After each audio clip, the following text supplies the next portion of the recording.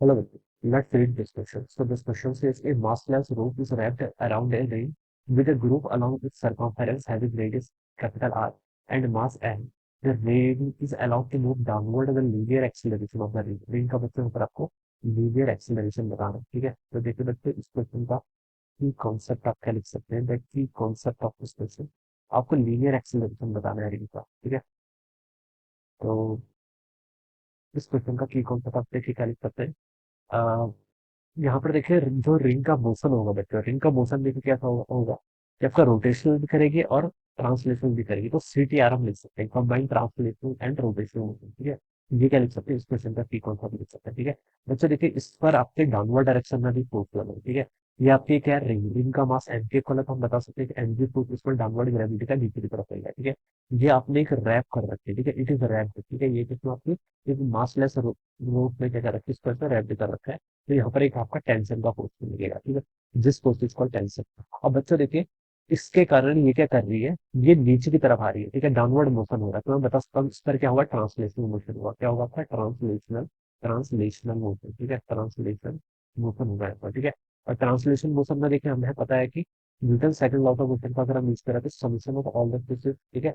इसके इक्वल होता है आपका मास टाइम्स एक्सीलरेशन के इक्वल हो जाता है, alright? This is from the Newton second law of motion, ठीक है? अब इसका नेट मोशन क्या है, डाउनवर्ड डायरेक्शन में हो रहा है, the ring is allowed to move downward बोला गया है, ठीक है? तो मैंने सतम देखिए इसका मास टाइम्स एक्सीलरेशन, बीच की तरफ तो एमजी फोर्स लग रहा है, टेंशन फोर्स ऊपर की तरफ लग रहा है, तो एमजी मैंने टी लिख सकता हूँ, ठीक है? ये मेरी इक्वेशन हो जाएगी, ठीक है? और बच्चों देखिए दूसरा मैं इसके बता सकता हूँ, रोटेशनल मोशन भी देखिए बच्चों कर रहा है, ठीक है? तो हम यहाँ पर क्या लिख सकता हूँ देखिए, रोटेशनल मोशन देखिए हम यहाँ पर लिख सकते हैं, ठीक है? रोटेशनल मोशन की करस्पॉन्डिंग देखिए हम क्या लिखेंगे, torque is equal to summation of all the torque. ये किसके इक्वल होता है आपका, आई टाइम्स अल्फा के इक्वल होता है। या फिर आप इसको क्या लिख सकते हैं, आर पर फोर्स और आर परपेंडिकुलर लिख सकते हैं, ठीक है? आर एफ साइन थीटा के इक्वल होता है, जहाँ पे आर परपेंडिकुलर लिख लीजिए या फिर एफ परपेंडिकुलर इंटू आर लिख लीजिए, ठीक है? दोनों यहाँ पर आपकी जगह पे वैलिड है, ठीक है? अब बच्चों देखिए इस पर टॉप किस किस के कारण लगेगा, टॉप तो देखिए बच्चों यहाँ पर मैं इस पॉइंट के अबाउट पे करूंगा, इसका moment of inertia centre of mass इसके अबाउट पे करूंगा, यहाँ पर मोमेंट ऑफ इनर्शिया कैलकुलेट करूंगा, ठीक है? ये आपका रिंग है, रिंग का मोमेंट ऑफ इनर्शिया कितना होता है, एमआर स्क्वायर इक्वल होता है, ठीक है? इनटू इसका angular acceleration of alpha equal मान लीजिए, तो आई अल्फा को ऐसे लिख लीजिए। अब यहाँ पर से देखिए फोर्स, एक फोर्स तो एमजी लग रहा है, लेकिन एमजी तो देखिए इसी पॉइंट के अबाउट फाइंड आउट, इसी पॉइंट से पास कर रहा है, जिस पॉइंट के अबाउट हम कर रहे हैं, टॉर्क के कैलकुलेट कर रहे हैं, ठीक है? तो ये तो नहीं होगा। दूसरा आपका टेंशन, ठीक है? टेंशन के कारण आपका यहाँ पर टॉर्क आएगा, ठीक है?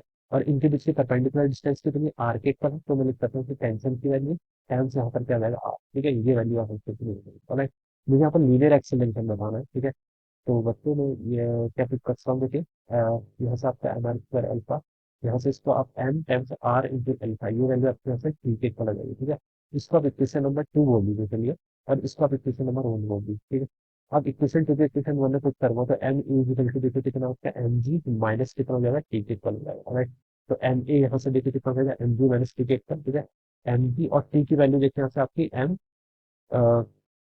ये कितना है यहाँ से आपकी टी की वैल्यू यहाँ से एम, और ये आर एल्फा देखिए एक्सेलरेशन किसके इक्वल होता है आपका, आर टाइम्स अल्फा के इक्वल होता है, ठीक है? तो इस वैल्यू के ऊपर पिक कर लेंगे तो आर एल्फा आ जाएगा, यानी कि इस पे ए लिखेंगे, ठीक है?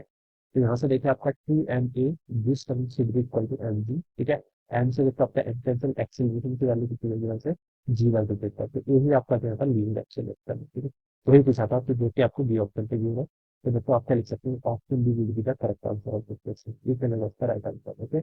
So I hope you are understood this concept. All the best and thank you.